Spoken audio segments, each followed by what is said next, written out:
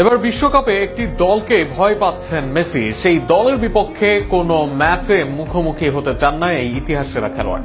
তবে সেই দল ব্রাজিল নয়, পর্তুগাল, মরক্কোর মতো ফর্মের কোনো দলও নয়, কিংবা স্পেন, জার্মানির, ফ্রান্সও নয়, বরং মেসির ভয়ের কারণ মেক্সিকো। কিন্তু কেন? প্রশ্নের উত্তর ও মেসির বক্তব্য নিয়ে থাকছে প্রতিবেদন। আন্তর্জাতিক ফুটবলে অসংখ্য সাফল্যের মালিক লিওনেল মেসি। বিশ্ব শিরোপা জেতা এই অধিনায়ক এবার খোলাখুলিভাবে জানালেন, একটি নির্দিষ্ট দলের বিপক্ষে বড় আসরে শুরুতেই খেলতে চান না তিনি।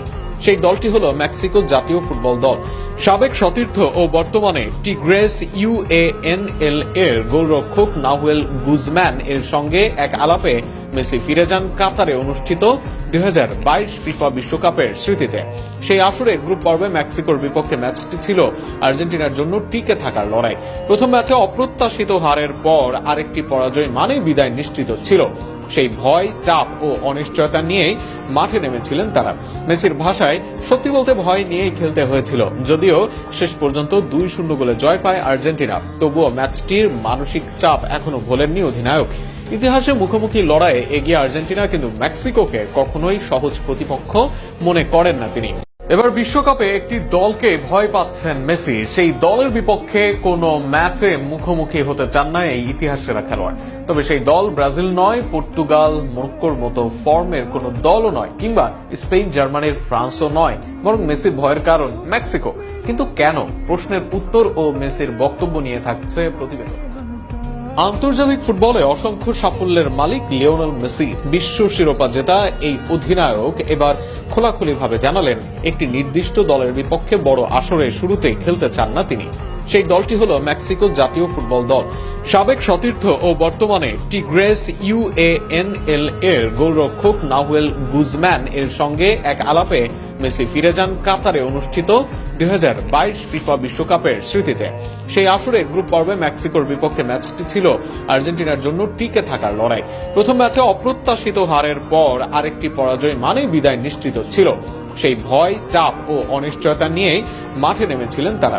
মেসির ভাষায়, সত্যি বলতে ভয় নিয়েই খেলতে হয়েছিল। যদিও শেষ পর্যন্ত 2-0 গোলে জয় পায় আর্জেন্টিনা, তবুও ম্যাচটির মানসিক চাপ এখনো ভোলেননি অধিনায়ক। ইতিহাসে মুখোমুখি লড়াইয়ে এগিয়ে আর্জেন্টিনা, কিন্তু মেক্সিকোকে কখনোই সহজ প্রতিপক্ষ মনে করেন না তিনি। আর্জেন্টিনার বিশ্বকাপ দলের মূল্য 11,448 কোটি টাকারও বেশি।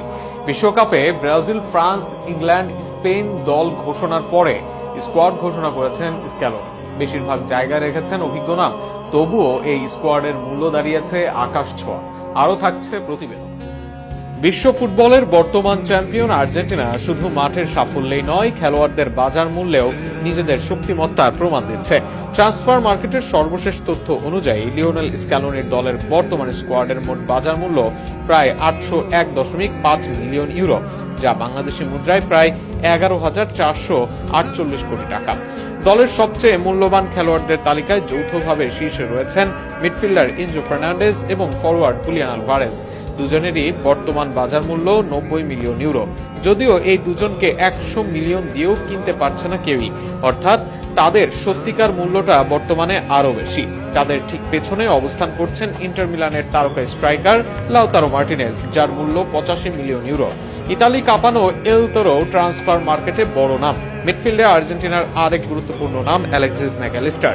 লিভারপুলের এই নাম্বার 10 ফুটবলারের বাজার মূল্য বর্তমানে 80 মিলিয়ন ইউরো। তরুণ প্রতিভা নিকো পাজ ইতোমধ্যেই নিজের মূল্য বাড়িয়ে নিয়েছেন 65 মিলিয়ন ইউরোতে, যা তাকে দলের অন্যতম মূল্যবান ফুটবলারদের কাতারে নিয়ে গেছে। যদিও অল্প মূল্যেই তাকে দলে নিতে পারবে রিয়াল মাদ্রিদ। রক্ষণ ভাগের সবচেয়ে বেশি মূল্যবান খেলোয়াড় ক্রিস্টিয়ান রোমেরো, যার বাজার মূল্য 50 মিলিয়ন ইউরো। মেসির চোখে তিনি বিশ্বের সেরা সেন্টার ব্যাক। এছাড়া লিজান্দ্রো মার্টিনেজের মূল্য 40 মিলিয়ন ইউরো, আর লিওনার্দো বালার্দি ও ফাকুন্দো মেদিনার মূল্য 18 মিলিয়ন ইউরো করে। অন্যদিকে বয়সের ছাপ বাজার মূল্যে পড়লেও আর্জেন্টিনার প্রাণভোমরা লিওনেল মেসির বর্তমান মূল্য 15 মিলিয়ন ইউরো। তবে পরিসংখ্যানের বাইরে তার নেতৃত্ব, অভিজ্ঞতা ও ম্যাচের গতিপথ বদলে দেওয়ার সামর্থ্য এখনো দলটির সবচেয়ে বড় সম্পদ। আর এর চেয়ে যে কয়েক গুণ মূল্য দিয়ে তাকে দলে নিতে চাইবে যে কোনো দল, তা নিশ্চিত করে বলাই যায়।